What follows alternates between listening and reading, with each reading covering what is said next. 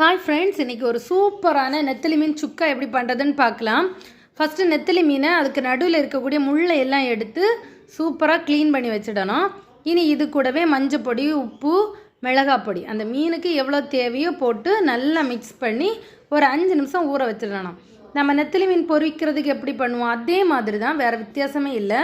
இனி இதுக்கு தேவையான பொருள் பார்த்துக்கலாம். ஒரு கை அளவுக்கு பூண்டு, இந்த மீனுக்கு ஏற்கனவே உப்பு போட்டிருக்கிறோம், இனி கொஞ்சம் உப்பு தேவை. உப்பு, கறி மசாலா பொடி ஒரு அரை ஸ்பூன் மிளகாத்தூள், ஒரு சின்ன துண்டு இஞ்சி, 1 ஸ்பூன் வினிகர், ஒரு 2 பெரிய வெங்காயம், கொஞ்சம் நிறைய கருவேப்பிலை. இவ்வளோ தான் தேவையான பொருட்கள். வினிகர் உங்களுக்கு வேண்டாம்னா நீங்கள் போடாமல் கூட இருக்கலாம். நான் 1 ஸ்பூன் சும்மா பேருக்கு 1 ஸ்பூன் சேர்த்துருக்குறேன். சரியா?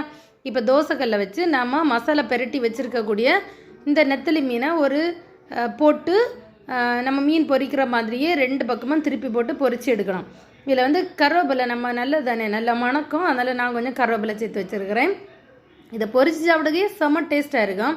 அப்போ இன்னும் கொஞ்சம் கூட இதெல்லாம் பண்ணி மசாலா எல்லாம் போட்டு சாப்பிடும்போது இன்னும் செம்ம டேஸ்ட்டாக இருக்கும். ஒரு தடவை ட்ரை பண்ணி பாருங்கள். சரியா? இந்த அளவுக்கு பொரித்து எடுத்து வச்சுடணும்.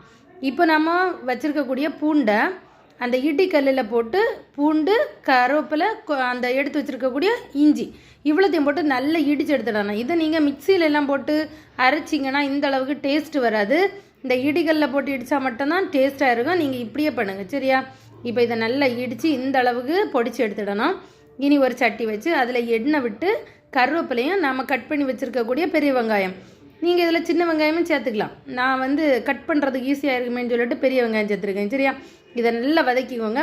இப்போ இதுக்கு இந்த வெங்காயத்துக்கு எவ்வளோ உப்பு தேவையோ அது மட்டும் கொஞ்சமாக போடணும். ஏன்னா மீனுக்கு ஏற்கனவே உப்பு போட்டிருக்கிறோம். இப்போ இதுக்கு கூடவே இடித்து வச்சுருக்கக்கூடிய அந்த இஞ்சி, பூண்டு, அந்த கருவேப்பிலை அதை எல்லாம் போட்டு நல்லா வதக்கணும். அடி பிடிக்காத அளவுக்கு கைவிடாமல் நல்லா வதக்கிக்கோங்க. அது பச்சை ஸ்மெல் போகிறத நல்லா வதக்கணும்.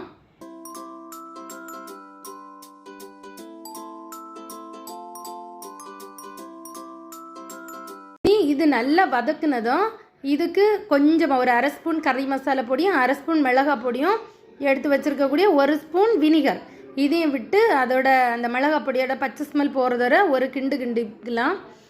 இனி இது ஒன்றுமே இல்லை, ரொம்ப ஈஸி தான், ஆனால் கொஞ்சம் டைம் எடுக்கும். சரியா? இந்த பூண்டை எல்லாம் கிண்டும்போது அடி பிடிச்சிடும், அது மட்டும் கொஞ்சம் கவனமாக பண்ணணும். அவ்வளோதான்.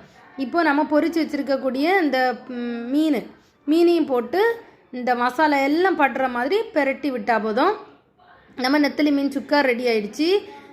என்றைக்குமே நம்ம பொரிச்சு தானே சாப்பிடுவோம், ஒரு நாள் கொஞ்சம் வித்தியாசமாக சாப்பிடுவோம். சரியா? நல்ல டேஸ்ட்டாக இருந்து நான் எங்கள் வீட்டில் அடிக்கடி பண்ணுவேன். என் பசங்களுக்கு எல்லாமே நல்லா பிடிக்கும். இறக்குறதுக்கு முன்னாடி கொஞ்சம் கருவேப்பிலை போட்டுக்கலாம், வேணும்னா மல்லி இலையும் போட்டுக்கலாம், உங்கள் இஷ்டம். சரியா? இப்போ இதுக்கு கூட கொஞ்சம் சுடு சோறும் எடுத்து வச்சு நீங்கள் பிசைஞ்சு சாப்பிட்டீங்கன்னா அவ்வளவு டேஸ்ட்டாக இருக்கும். நான் இதுக்கு கூட என்ன காம்பினேஷன் தெரியுமா? ரசம் ஊற்றுனீங்கன்னா இது கூட செம்ம காம்பினேஷனாக இருக்கும். சரியா? ரசமும் இந்த நெத்திலி மீன் சுக்காவும் செம்ம டேஸ்ட்டாக இருக்கும். பார்த்தீங்களா? பார்க்குறதுக்கே அழகாக இருக்குது. நான் அதனால் எப்போவுமே பண்ணின உடனே சூடான சோறு அப்புறமா கொஞ்சம் இதுவும் வச்சு நல்லா பிசைஞ்சு ஒரு டைம் சாப்பிட்டாச்சு. இனியும் சாப்பிடணும். சரியா? வீடியோ பிடிச்சா லைக் பண்ணுங்கள், சப்ஸ்கிரைப் பண்ணுங்கள். பாய்.